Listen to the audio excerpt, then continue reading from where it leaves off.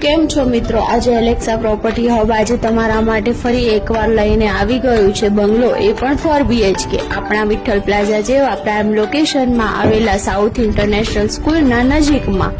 તેના વારની વાત કરીએ તો 108 વારનો પ્લોટ એરિયા મળવાનો છે અને 263 વારનું બાંધકામ મળી જવાનું છે.